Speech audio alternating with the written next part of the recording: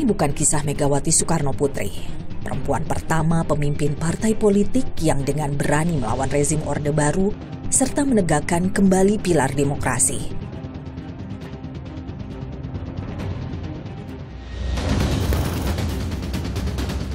Sebagai bendahara negara, kepercayaan masyarakat tidak boleh dikhianati, tidak boleh dikompromikan.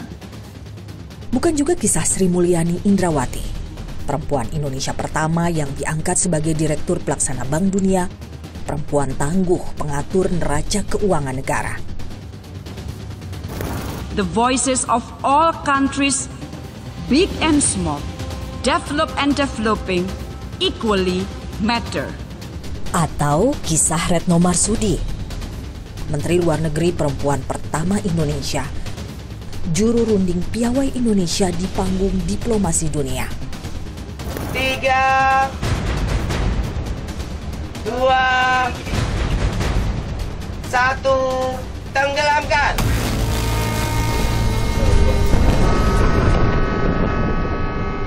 Bukan pula kisah Susi Pujiastuti, perempuan pertama Menteri Kelautan dan Perikanan Indonesia yang kiprahnya dalam menjaga kelangsungan perairan Indonesia tak perlu diragukan.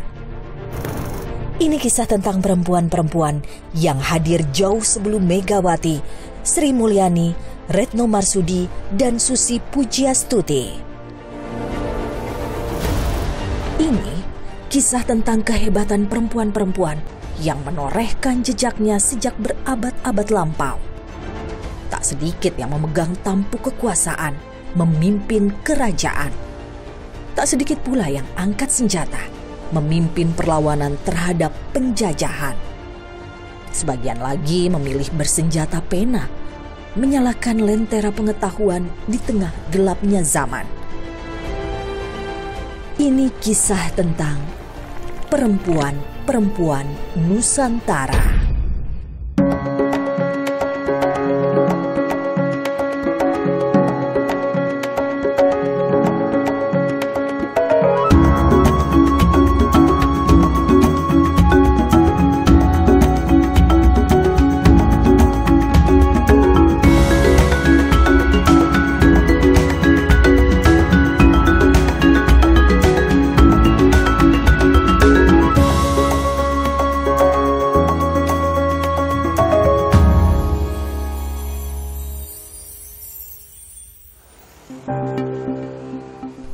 Apa yang terlintas di benak Anda jika mendengar kata Jepara? Pahlawan perempuan R.A. Kartini? Tak salah memang, Jepara cukup lekat dengan figur Kartini.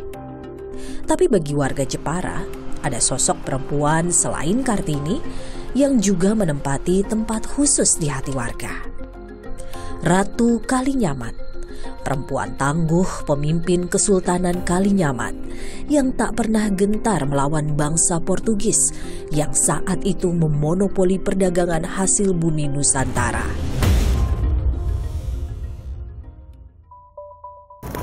Terlahir dengan nama Retno Kencono pada tahun 1520, Retno Kencono adalah putri dari Raja Demak ketiga Sultan Trenggono. Menginjak dewasa, Retno Kencono menikah dengan Sultan Hadlirin, pendakwah Islam, bangsawan dari negeri seberang. Bersama Sultan Hadlirin, Retno Kencono membangun wilayah Kalinyamat sekitar abad 16. Ia pun kemudian bergelar sebagai Ratu Kalinyamat. Sisa-sisa kerajaan Kalinyamat masih dapat ditemui hingga kini. Nama Kalinyamat diabadikan sebagai nama sebuah kecamatan di kota Jepara, Kecamatan Kalinyamatan. Sementara sosok sang ratu pun tak hanya diingat dalam sejarah lisan maupun tulisan. Tradisi baratan yang hadir setiap tahun jelang bulan suci Ramadan turut serta menjadi medium yang mampu merawat ingatan masyarakat Jepara akan sosok Ratu Kalinyamat. Hari ini jadi hari spesial bagi Nurisma Amarilis. Perempuan muda yang baru menginjak usia 23 tahun ini akan memerankan Ratu Kalinyamat dalam acara baratan. Ila hadratin Nabi Mustafa sallallahu alaihi wasallam khususan ila ruhi Retno Kencana binti Sultan Tenggono. Al-Fatihah.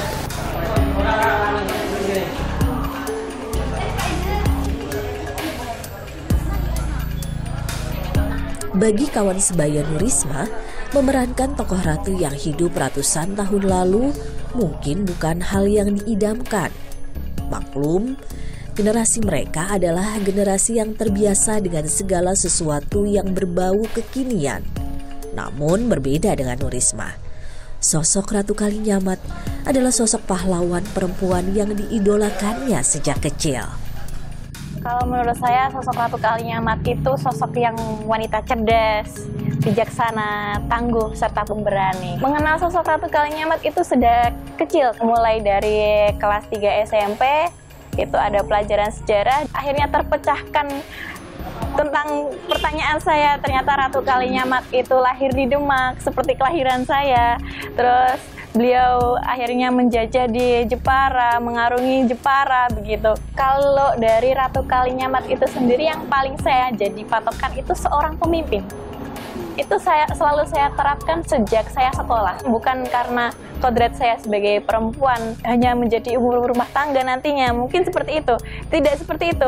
Wanita itu harus bisa menjadi pemimpin juga. Tahun 2020 lalu, Risma memenangkan sayembara peran Ratu Kalinyamat untuk acara Baratan. Bukan perkara mudah Risma memenangkan lakon Ratu Kalinyamat. Sebelumnya, ia telah berulang kali mencoba peruntungan. Namun, berulang kali pula ia harus kecewa. Ketatnya persaingan membuat peran tokoh idamannya itu luput dari jangkauan. Namun kini, penantiannya selama 5 tahun terbayar sudah. Risma menjelma sebagai Ratu Kalinyamat.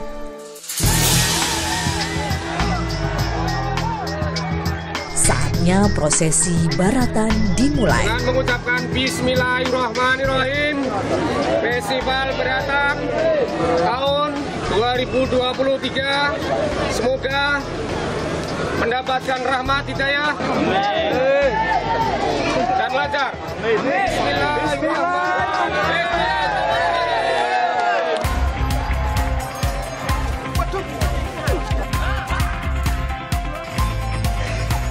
Baratan adalah tradisi arak-arakan lampion atau impes yang digelar pada peringatan Nisfu Sya'ban 15 hari sebelum Ramadan. Kata Baratan berasal dari bahasa Arab bara'ah yang berarti keselamatan. Sejarah lisan menyebut Jepara di abad ke-16 adalah bagian dari Kerajaan Demak. Konflik perebutan tahta Kerajaan Demak turut menyeret Kerajaan Kalinyamat dan berujung tewasnya Sultan Hadlirin. Iring-iringan kereta pembawa jenazah sang sultan disambut rakyat Kalinyamat dengan obor dan impes. Inilah yang diadaptasi dalam acara Baratan, sebuah wujud penghormatan untuk sang sultan dan Ratu Kalinyamat. Pengakuan terhadap kehebatan Ratu Kalinyamat ini tercermin oleh tulisan orang Portugis yang menyebut Rainha dan Jepara Senhora Paderisa Erika.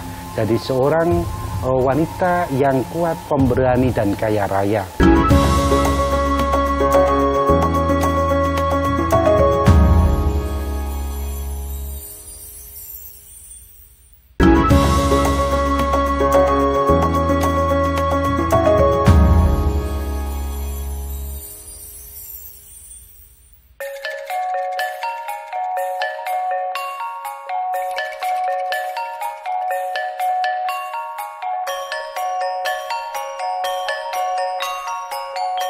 Jepara abad 16 adalah salah satu kota pelabuhan terbesar di utara Pulau Jawa. Simpul perdagangan dunia bagi Kesultanan Demak, kerajaan Islam pertama di tanah Jawa. Pasca tewasnya Sultan Hadlirin, Ratu Kalinyamat dinobatkan sebagai penguasa tunggal Jepara menggantikan sang suami. Di bawah kepemimpinannya, Jepara mencapai masa keemasan di bidang maritim. Industri galangan kapal berkembang pesat, bahkan menjadi yang terbaik dan terbesar di Asia Tenggara saat itu.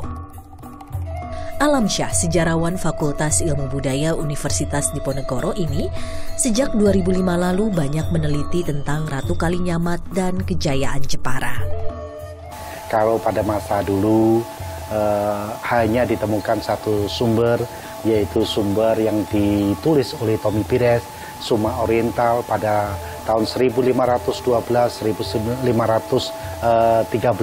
dan itu berada pada masa di luar Ratu Kalinyamat, sebelum Ratu Kalinyamat. Ternyata dengan kajian yang terbaru itu, selain ditemukan sumber yang ditulis oleh yang berjudul Da Asia, ya, Diogo Dikoto, yang kemudian menggambarkan tentang peran Ratu Kalinyamat dalam aspek politik, itu juga kemudian ditemukan yang seirama dengan Diogo Dikoto itu ada 7 sumber. Itu artinya bahwa sebenarnya rekonstruksi dari Ratu Kalinyamat yang terkait dengan unsur politik atau perlawanan terhadap kolonialisme itu sudah semakin terang. Menurut Tommy Pires, penulis Suma Oriental asal Portugis, para pedagang yang kaya dari berbagai daerah datang ke Rembang dan Jepara untuk membuat jung. Jung Jawa adalah kapal layar kayu yang sudah beroperasi sejak zaman Majapahit. Kapal ini yang mengangkut rempah-rempah di sekitar perairan Malaka, Jawa, dan Maluku. Ratu Kalinyamat mengembangkan jung yang mampu mengangkut barang dan manusia dalam kapasitas besar. Bahkan jung-jung yang dibuat di Jepara memiliki ukuran lebih besar dibandingkan dengan kapal Eropa pada waktu itu, dengan bobot tonnase dari 85 hingga 700 ton. Kapal besar ini jadi penanda kekuatan militer dan poros maritim yang dibangun Ratu Kalinyamat pada masa itu. Tak hanya sukses memajukan industri galangan kapal, Kerajaan Kalinyamat ditopang beberapa wilayah penyangganya atau hinterland seperti Gunung Muria, Welahan, Kudus, Purwodadi, Pati, Lasem, dan Rembang. Kawasan penyangga ini sekaligus menjadi pundi bagi kerajaan dan kesejahteraan masyarakat. Ketika menguasai pelabuhan besar yaitu Pelabuhan Jepara, maka sumbernya adalah dari perdagangan dan dari pelayaran, dan bisa juga dari cukai perdagangan atau tol-tol. Yang kedua adalah dari daerah hinterland. Daerah hinterland itu adalah daerah-daerah penyangga atau daerah-daerah pedalaman yang terdapat di sekitar Jepara. Pada periode abad ke-16 terkenal sebagai penghasil kayu jati yang cukup potensial, yang cukup baik kualitasnya, dan salah satu penghasil beras yang diakui tidak hanya di kalangan lokal tetapi di Nusantara. Sementara itu di Semenanjung Malaka, Portugis merangsek masuk, berusaha memonopoli perdagangan hasil bumi Nusantara. Di bawah komando Alfonso de Albuquerque, Portugis berhasil menundukkan beberapa kesultanan di sekitar Semenanjung Malaka. Satu persatu, jalur perdagangan dan pelabuhan Nusantara jatuh ke tangan Portugis. Sinyal bahaya ini tak luput dari Kesultanan Demak. Tommy Pires dalam Suma Oriental mengisahkan, Adipati Unus, penguasa Jepara dan Raja kedua Kesultanan Demak, pernah memimpin penyerangan terhadap Portugis di Malaka pada tahun 1513. Dia adalah paman dari Ratu Kalinyamat. Tahun 1521, dia bahkan gugur di medan perang. Tampuk perlawanan beralih ke Ratu Kalinyamat. Penuh keberanian, sang ratu meneruskan penyerangan terhadap Portugis. Pelabuhan Jepara tak hanya jadi pusat perdagangan, tapi juga pangkalan militer. Puluhan hingga ratusan kapal Jung Jawa meluncur dari dermaga, mengangkut ribuan prajurit ke padang Kurusetra di Semenanjung Malaka. Kapal-kapal ini dimodifikasi dan dipersenjatai sebagai kapal perang.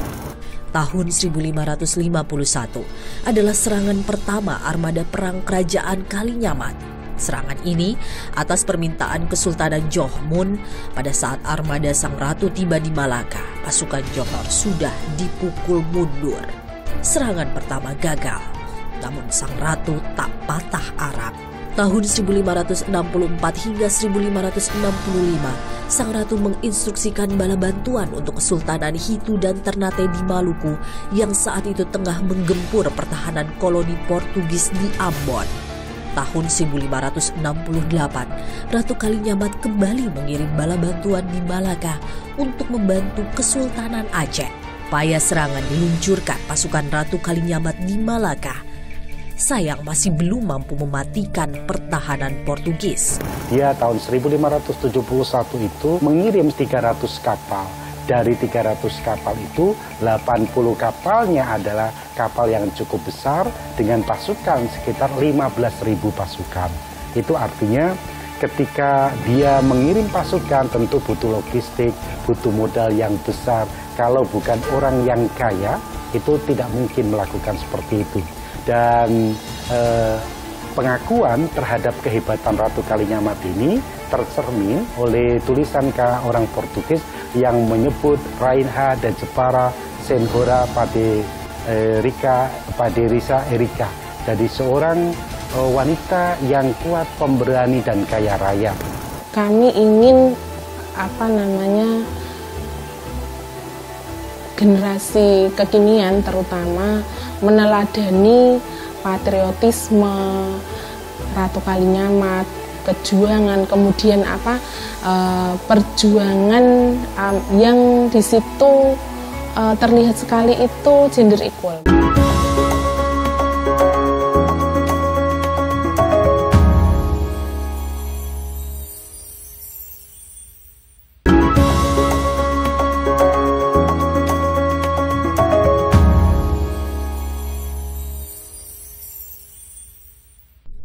Tahun memimpin Jepara hingga mencapai puncak kejayaan, Ratu Kalinyamat akhirnya wafat pada 1579. Jasadnya bersemayam abadi di kompleks makam Mantingan, berdampingan dengan Sultan Hadlirin. Peziarahan ini ramai dikunjungi masyarakat dari berbagai daerah di Indonesia. Di kompleks yang sama, Masjid Mantingan atau yang juga dikenal dengan Astana Sultan Hadlirin tegak berdiri, menjadi wahana syiar Islam yang masih bertahan hingga kini. Masjid ini juga dibangun Sang Ratu pada tahun 1559 sebagai tanda cintanya pada almarhum Sultan Hadlirin. Di Universitas Islam Nahdlatul Ulama Unisnu Jepara, Pusat Studi Ratu Kalinyamat hadir sejak tahun 2019. Berada di bawah Lembaga Penelitian dan Pengabdian Masyarakat Unisnu Jepara, unit kajian ini hadir sebagai garda terdepan penjaga warisan ilmu dan meluruskan fakta sejarah akan sosok Ratu Kalinyamat. Kita sangat prihatin ketika misalnya suatu ketika kami melakukan studi lapangan kepada sebagian anak SMA begitu, dan di antara ketiga yang kami wawancarai itu tidak begitu tahu tentang sepak terjang, perjuangan, patriotisme Ratu Kalinyamat. Sehingga dari Pak Rektor menganggap ini penting untuk melakukan kajian mendalam dan juga melakukan ikhtiar-ikhtiar untuk mensosialisasikan secara masif, khususnya pada kaum milenial di Kabupaten Jepara.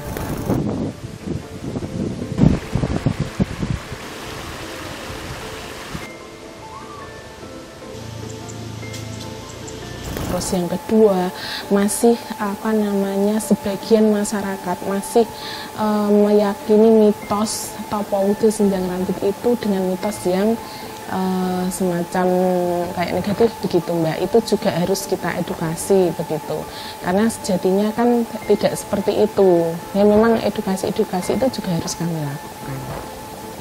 Maka Ibu Ratu Kalinyamat ingin mendekatkan diri kepada Allah, ingin meminta keadilan kepada Allah agar pembunuh dari suaminya mendapatkan keadilan dari Allah.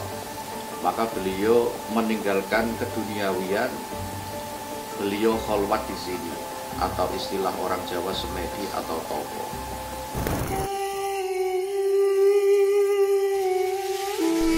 Ratu Kalinyamat adalah sosok perempuan istimewa yang melampaui zamannya. Di saat wacana kesetaraan mengemuka di era modern, Jauh sebelumnya Ratu Kalinyamat telah membuktikan bahwa perempuan tak saja mampu memimpin, bahkan mampu membangun salah satu poros maritim dan militer yang disegani dunia.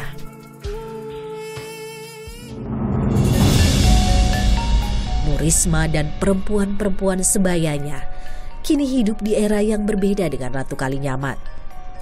Namun, bukan berarti keberanian, kedaulatan pemikiran, dan kemandirian Sang Rainha Deyapara tak bisa diwariskan. Untuk harapannya sendiri, kita bisa meneladani sifat karakter beliau, yakni bisa menjadi pemimpin, bijaksana, tangguh, dan kita bisa terapkan pada diri kita bahwa kita bisa dan sanggup untuk meraih cita-cita yang kita inginkan. Tidak salah kok kalau misalkan wanita menjadi wanita yang berkarir, independen tentunya, menjadi sosok pemimpin dalam suatu pekerjaan atau organisasi seperti itu.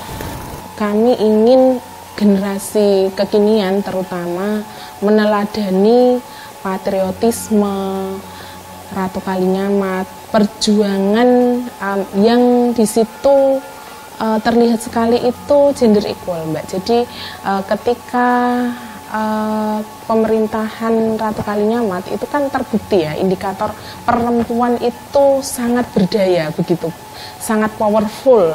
Terbukti Ratu Kalinyamat kan ada kesempatan untuk menjadi pemimpin dan dia membuktikan dengan kinerjanya, dengan sepak terjangnya, dengan konsolidasinya, dengan perdagangannya, dengan dakwahnya menjadi sosok yang jauh melampaui zamannya.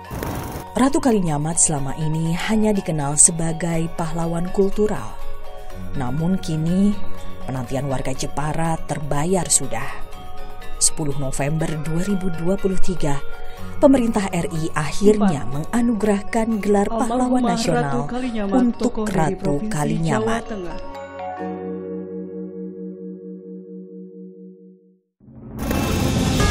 Tanpa proto-nasionalisme yang digaungkan Ratu Kalinyamat pada masa itu, bukan tidak mungkin bangsa Indonesia tak akan pernah berdaulat sebagai negara kesatuan.